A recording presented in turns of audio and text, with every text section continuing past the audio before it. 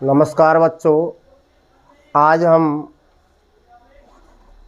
इस वीडियो के अंतर्गत ट्रांसपोर्ट यानी कि परिवहन के बारे में जानकारी प्राप्त करेंगे। कल के वीडियो के अंतर्गत हमने आपको बताया था कि परिवहन क्या है, किसे कहा जाता है परिवहन। परिवहन को किसी भी देश के आर्थिक विकास की धमनियाँ कहते हैं। जिस प्रकार से शरीर के अंतर्गत धमनियों का कार्य रक्त का संचार करना होता है, उसी प्रकार से परिवहन भी किसी भी देश के आर्थिक विकास में क्या बेटा अपनी भूमिका निभाता है। परिवहन कृषि के क्षेत्र में और औद्योगिक विकास के क्षेत्र में अपनी एक अहम कड़ी का कार्य करता है। कल हमने आपको इसके अतिरिक्त बताया था भारत के अंतर्गत परिवहन के प्रकार कितने प्रकार का होता है। परिवहन 3 प्रकार का बताया था, मुख्य रूप से स्थल, जल और वायु। उपभाग भी किए गए थे। स्थल परिवहन को 3 उपभागों में बांटा गया, जल परिवहन को 2 उपभागों में बांटा है और वायु परिवहन को 2 उपभागों के अंतर्गत बांटा गया था। सड़क परिवहन के बारे में हमने आपको पिछले वीडियो के अंतर्गत जानकारी दी थी, उसी को हम आगे बढ़ाते हैं। सड़क परिवहन के प्रकार आज इस वीडियो के अंतर्गत आप पढ़ेंगे। सड़क परिवहन 5 प्रकार का होता है। एक होता है राष्ट्रीय महामार्ग, दूसरे होते हैं राज्य राजमार्ग, नंबर 3 जिला सड़कें और नंबर 4 ग्रामीण सड़कें, नंबर 5 सीमावर्ती सड़कें होती हैं। तो इनके बारे में विस्तार से देखते हैं। राष्ट्रीय जो महामार्ग हैं किसे कहा जाता है? राष्ट्रीय महामार्ग वे पक्की सड़कें जो देश की राजधानी को देश के प्रमुख महानगरों से जोड़ती हैं, उन्हें राष्ट्रीय महामार्ग कहा जाता है। राष्ट्रीय महामार्ग के निर्माण और रखरखाव की जो जिम्मेदारी दी गई है वो होती है बेटा केंद्र सरकार की, अर्थात इनके निर्माण का कार्य और मरम्मत का जो कार्य होता है वो कौन करती है? केंद्र सरकार। केंद्र सरकार के अंडर में कार्य किया जाता है। भारत के अंतर्गत 1950-51 में राष्ट्रीय राजमार्ग बहुत कम थे, यानी कि 1950-51 के अंतर्गत राष्ट्रीय महामार्गों की लंबाई थी मात्र 19,700 किलोमीटर। कितने किलोमीटर लंबे बताने होंगे आपको? 19,700 किलोमीटर। लेकिन वर्तमान की स्थिति जब हम देखते हैं तो वर्तमान में राष्ट्रीय महामार्गों की लंबाई बढ़कर के हो गई है बेटा 1,04,75 किलोमीटर। देश की कुल सड़कों की लंबाई का राष्ट्रीय महामार्ग यदि पूछ लिए जाते हैं कि कितना प्रतिशत है देश की कुल सड़कों की लंबाई का, तो राष्ट्रीय महामार्ग देश की सड़कों का कुल प्रतिशत की लंबाई का है मात्र 1.7%। लेकिन इस 1.7% लंबी जो सड़कें हैं इनसे सड़क परिवहन का 40% व्यापार होता है, यानी 40% क्या हो रहा है? परिवहन हो रहा है। कोई दिक्कत नहीं आएगी राष्ट्रीय महामार्ग के बारे में बताने में। राष्ट्रीय महामार्ग के अंतर्गत एक योजना आती है जिसे कहा जाता है स्वर्णिम चतुर्भुज परियोजना। स्वर्णिम चतुर्भुज परियोजना की जब बात करते हैं, क्या है स्वर्णिम चतुर्भुज परियोजना?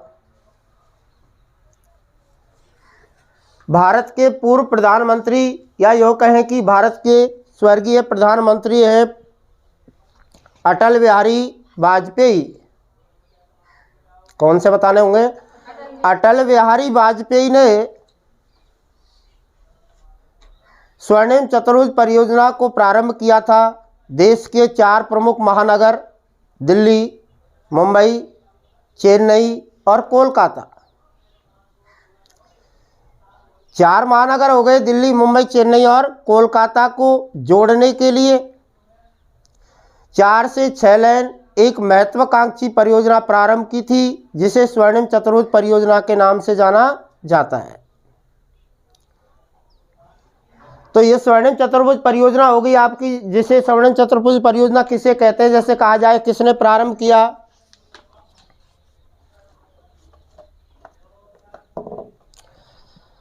इस स्वर्णिम चतुर्भुज परियोजना के अंतर्गत 2 कॉरिडोर बनाए गए हैं, या कहें उनको गलियारा। एक गलियारा है उत्तर दक्षिण गलियारा,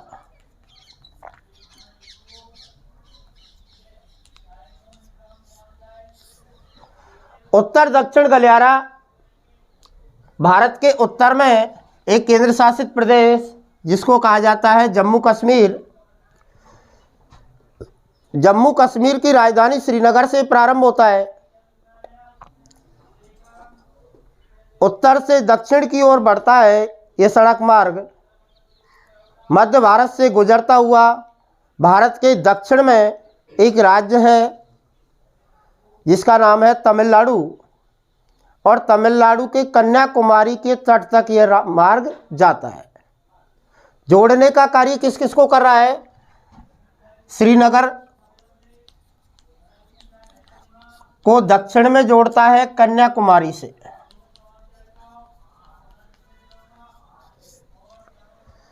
कन्याकुमारी से जोड़ देता है। इसकी कुल लंबाई बताई जाती है 4016 किलोमीटर।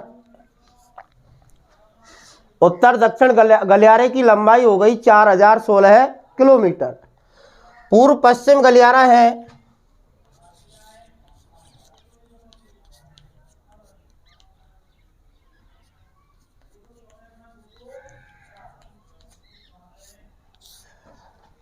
भारत के पूर्व में एक राज्य जिसका नाम है बेटा असम। असम के सिलचर से प्रारंभ होता है, सिलचर से प्रारंभ होकर पश्चिम में गुजरात के पोरबंदर को जोड़ देता है।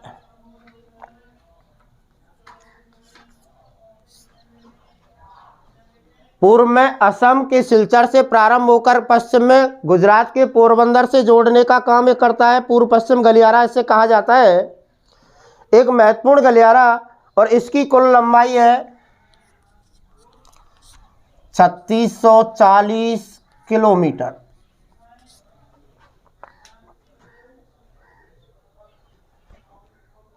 राष्ट्रीय महामार्ग आप पढ़ रहे थे, राष्ट्रीय महामार्गों के अंतर्गत एक चीज और आती है जिसे कहा जाता है बोट।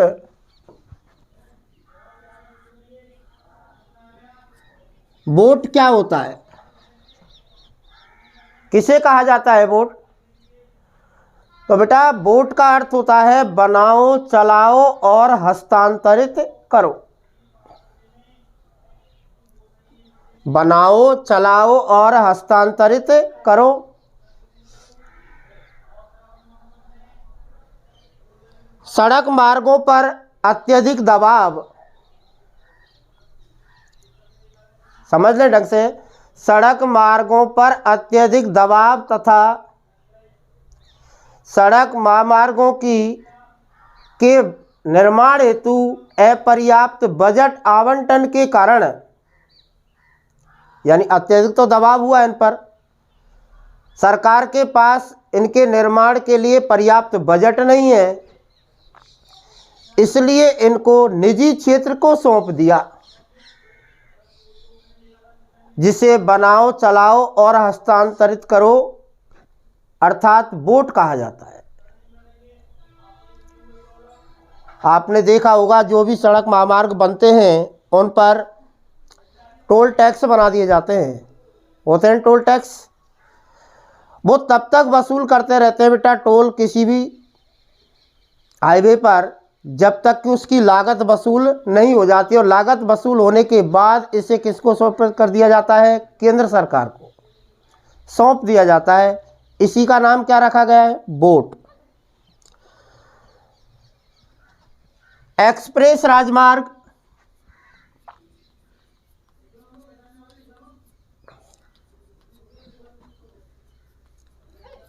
भारत के अंतर्गत एक्सप्रेस राजमार्ग हैं 5।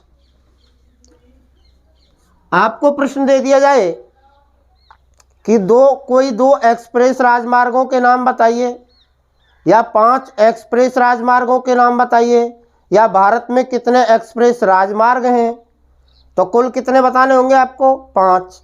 कौन कौन से एक्सप्रेस राजमार्ग हैं 5? एक तो आता है मुंबई,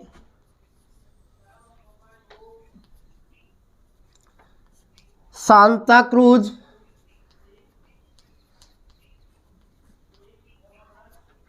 एक्सप्रेस राजमार्ग। नंबर 1 कौन सा हुआ भैया? मुंबई सांता क्रूज एक्सप्रेस राजमार्ग। नंबर 2 है मुंबई से शुरू होता है, कहाँ तक जा रहा है बेटा? ठाणे। एक्सप्रेस राजमार्ग है। तीसरे राजमार्ग की जब बात करते हैं वो कौन सा है?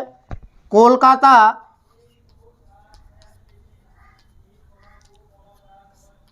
दमदम एक्सप्रेस राजमार्ग।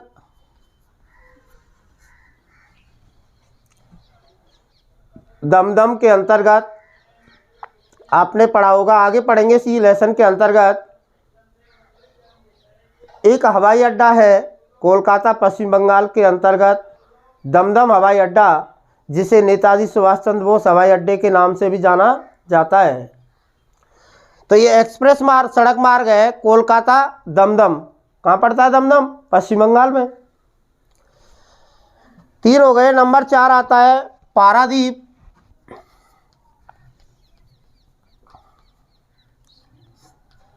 सुकिंद खान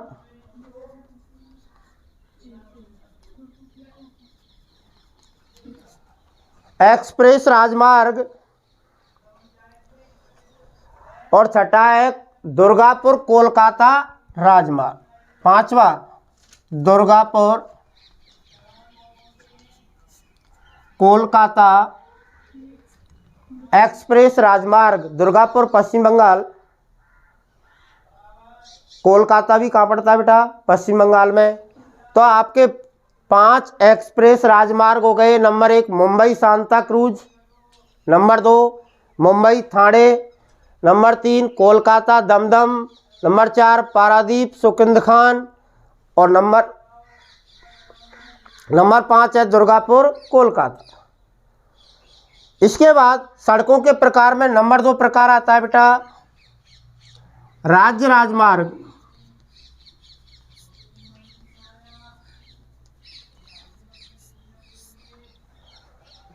बेपक्की सड़कें जो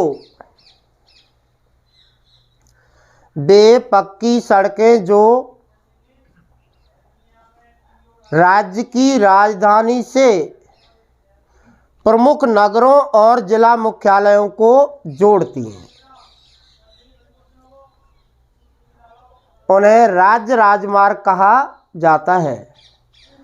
राज्य राजमार्गों की लंबाई देखते हैं। 2010-11 के अंतर्गत 163.9, कितनी लिखेंगे बेटा? 163.9 हजार किलोमीटर है। अर्थात भारत के अंतर्गत राज्य राजमार्गों की लंबाई हुई 163.9 हजार किलोमीटर। 2010-11 के अनुसार है।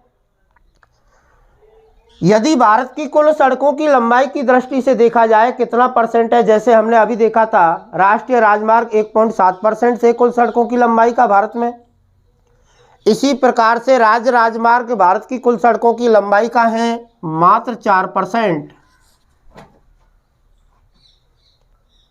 कितना परसेंट हो गई भाई? 4। नंबर 3 आते हैं जिला सड़क मार्ग।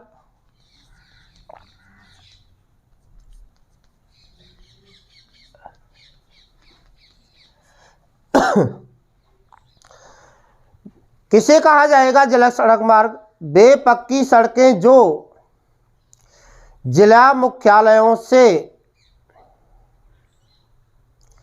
वे पक्की सड़कें जो जिला मुख्यालयों से कस्बों को जोड़ने का काम करती हैं। जो ब्लॉक होते हैं, कस्बे होते हैं, उन्हें जिला मुख्यालय से जोड़ने वाली पक्की सड़कों को कहा जाता है जिला सड़कें। महत्वपूर्ण होती हैं जिला सड़कें। इन जिला सड़कों का जो निर्माण हुआ है, निर्माण के देख कितनी लंबी सड़कें हैं जिला सड़कें। भारत के अंतर्गत जिला राजमार्गों की लंबाई है 4.7 लाख किलोमीटर।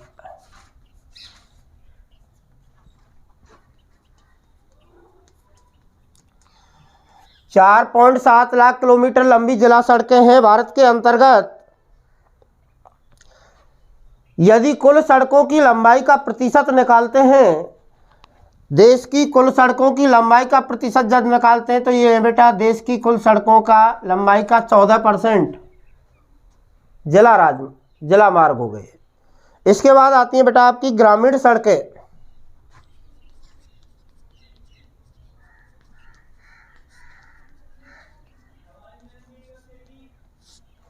ग्रामीण सड़कें वे पक्की सड़कें होती हैं जो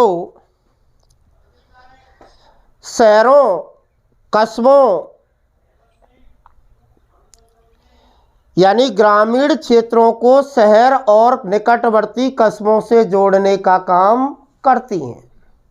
अर्थात ऐसी पक्की सड़कें जो ग्रामीण क्षेत्रों को आपस में जोड़ने के साथ साथ निकटवर्ती शहर और कस्बों से जोड़ती हैं, ग्रामीण सड़कें कहलाती हैं। ग्रामीण सड़कों के निर्माण का कार्य जो प्रगति पर है, एक योजना चल रही है जिसके तहत इनको बनाया जा रहा है। उस योजना का नाम है प्रधानमंत्री ग्रामीण सड़क योजना। प्रधानमंत्री ग्रामीण सड़क योजना के तहत ग्रामीण सड़कों का विकास किया गया है। देश की कुल सड़कों की लंबाई की दृष्टि से यदि इन सड़कों को देखा जाए, देश की कुल सड़कों की लंबाई का 80% भाग इसके अंतर्गत आता है।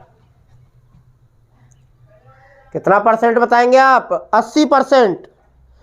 तो ये हो गए बेटा 4 प्रकार। नंबर 5 सीमावर्ती सड़कें हैं।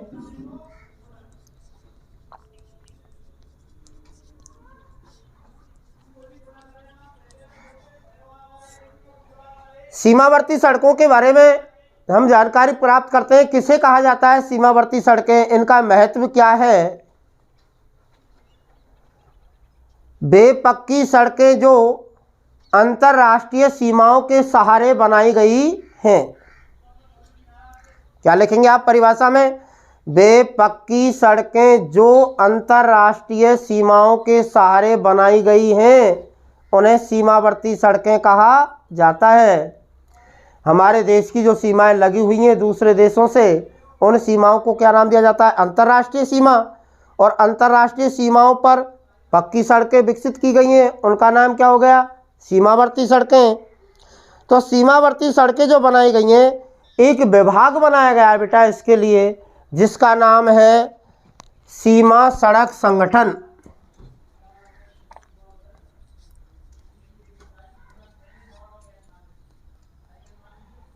सीमा सड़क संगठन का गठन जो किया गया, यह किया गया था 1960 में। 1960 में सीमा सड़क संगठन को बनाया गया। इसको शॉर्ट में कह सकते हैं आप बीआरओ।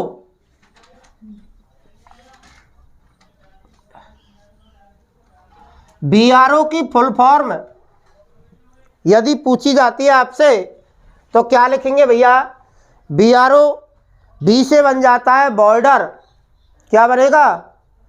बी से क्या बन गया बेटा? बॉर्डर। आर से बन गया रोड। Border, road. ओ रह जाता है आपका, ओ से बनता है ऑर्गेनाइजेशन, अर्थात फुल फॉर्म क्या हुई बीआरओ की? Border road organisation. अर्थात बॉर्डर पर जो सड़कें बनाने का कार्य करता है विभाग, उसे क्या कहा जाता है? सीमा सड़क संगठन। क्या कहेंगे उसे? तो नाम ध्यान रखिए, बीआरओ की फुल फॉर्म क्या हो जाएगी? Border road organisation. गठन हुआ 1960 में। यह अंतर्राष्ट्रीय सीमाओं पर पक्की सड़कें बनाने का काम करता है, रखरखाव की जिम्मेदारी भी इसी की है। तो 1960 से लेकर के हमारी इस पुस्तक ज्योग्राफी के अंतर्गत जो आंकड़े दिए सीनियर की में 2005 तक के हैं। 1960 से लेकर 2005 तक बीआरओ ने अंतर्राष्ट्रीय सीमाओं पर 40,450 किलोमीटर की सड़कों का निर्माण कर दिया है। कितने किलोमीटर लंबी सड़कें बना दी 2005 तक? 40,405 किलोमीटर लंबी सड़कें विकसित की हैं इसने, पक्की सड़कें हैं।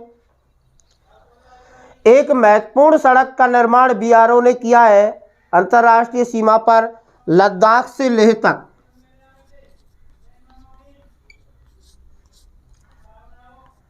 लद्दाख से लेह तक एक ऊंची सड़क का निर्माण इसने किया है। इस सड़क को संसार की सबसे ऊंची सड़क कहा जाता है।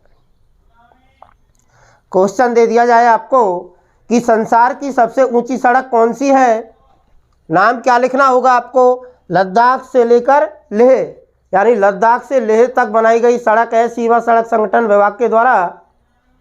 संसार की सबसे ऊंची सड़क इसे कहा जाता है। सड़क परिवहन आपका पूरा होता है। इसके बाद आता है रेल परिवहन।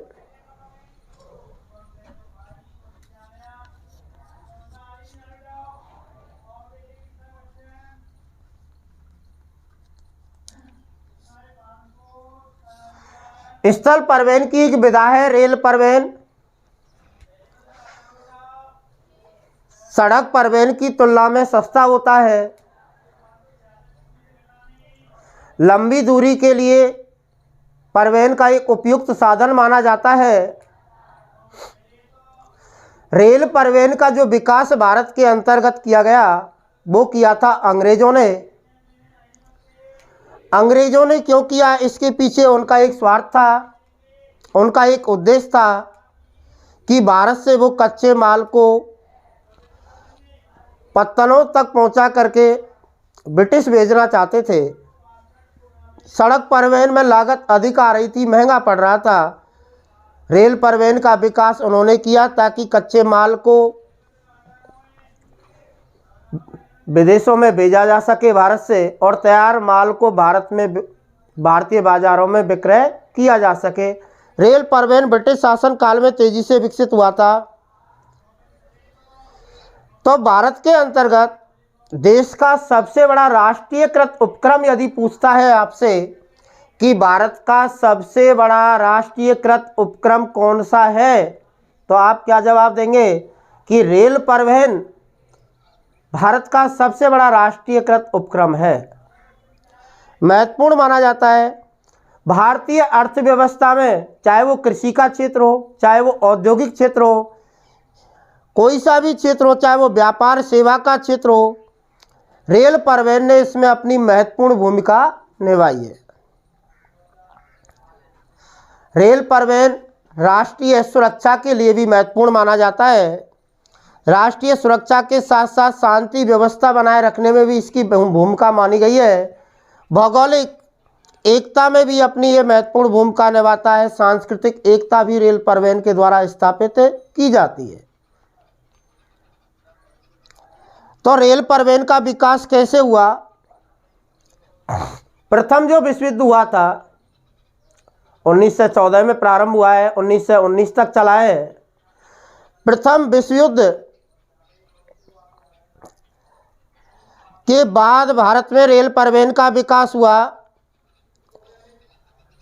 यानी विश्व के अंतर्गत भी रेल परिवहन का विकास प्रथम विश्व युद्ध के बाद ही हुआ है।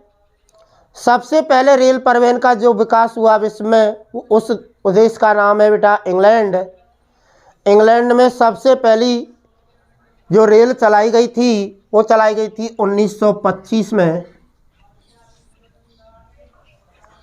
कब चलाई गई थी? 1925 प्रथम रेल चलाई गई। लेकिन भारत में प्रथम रेल जो चलाई गई थी वो चलाई गई थी इंग्लैंड की। बता देता हूँ कहाँ से कहाँ तक चलाई गई।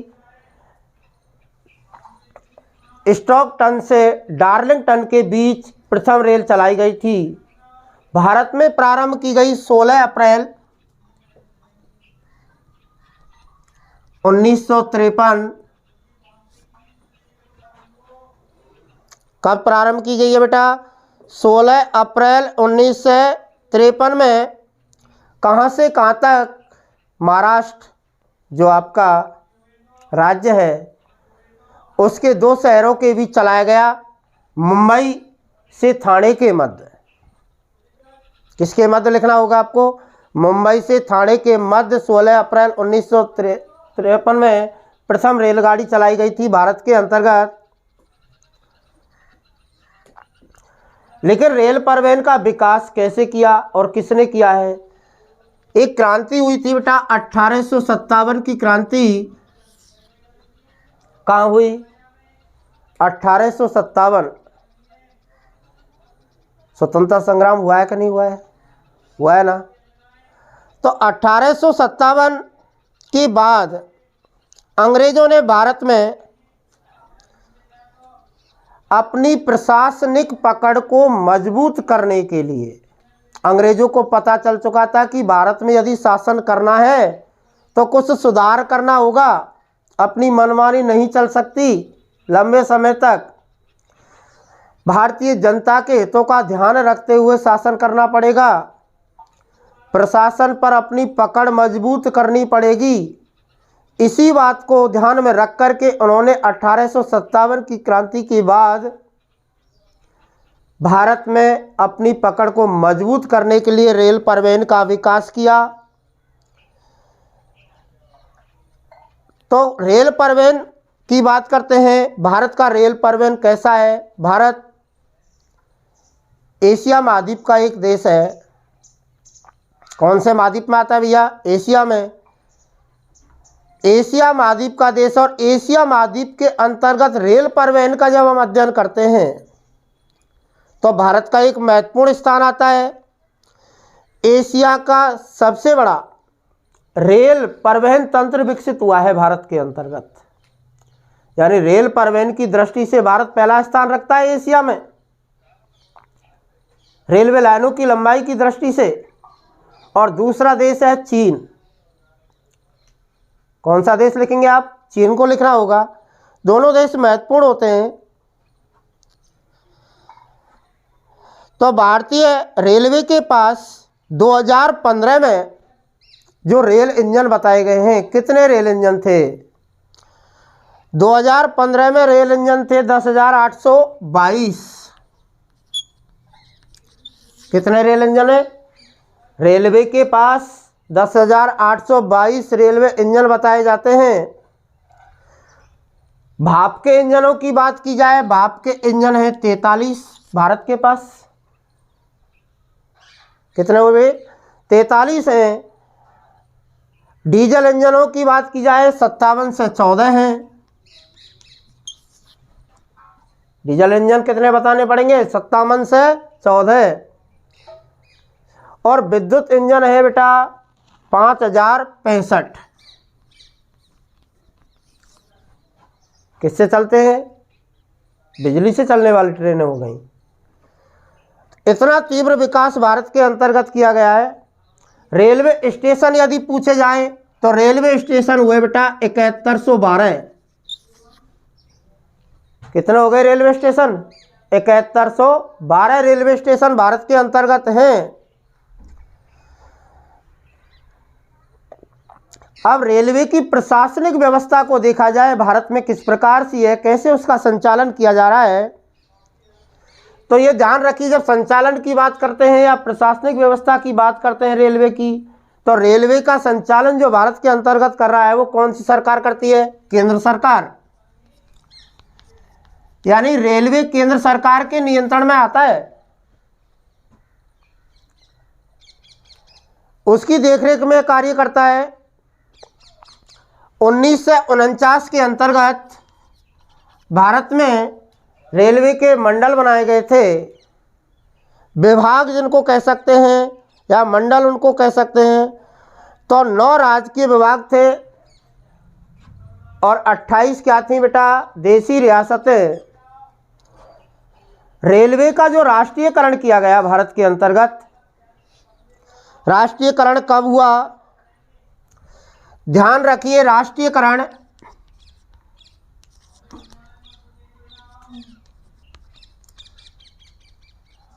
हुआ है 1950 में। 1950 में भारतीय रेलवे का राष्ट्रीयकरण करने के बाद मंडल बना दिए रेलवे के 8। 1950 में कितने मंडल थे? 8 मंडल थे।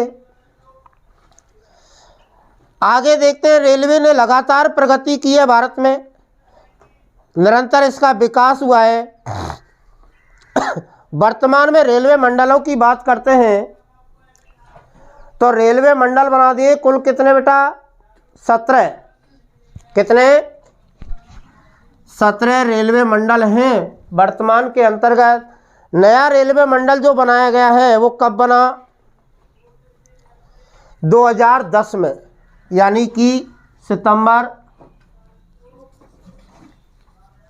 2010 के अंतर्गत कौन सा जोन बनाया गया था? नया जोन की घोषणा की गई जिसे कहा जाता है बेटा कोलकाता जोन। कौन सा जोन बनाया गया? कोलकाता जोन बनाया गया था। तो कितने मंडल हो गए? फिलहाल 17 मंडल हैं। रेलवे का वितरण भारत के अंतर्गत किस प्रकार का मिलता है? तो भारत में रेलवे के वितरण की जब बात करते हैं बेटा, असमान वितरण भारत के अंतर्गत पाया जाता है रेलवे का। सभी जगह रेलवे लाइनों का समान रूप से विकास नहीं हुआ है। तो इस आधार से सघन रेल तंत्र जहाँ मिलता है, छोड़ो बेटा काफ़ी बड़ी हो गई वीडियो।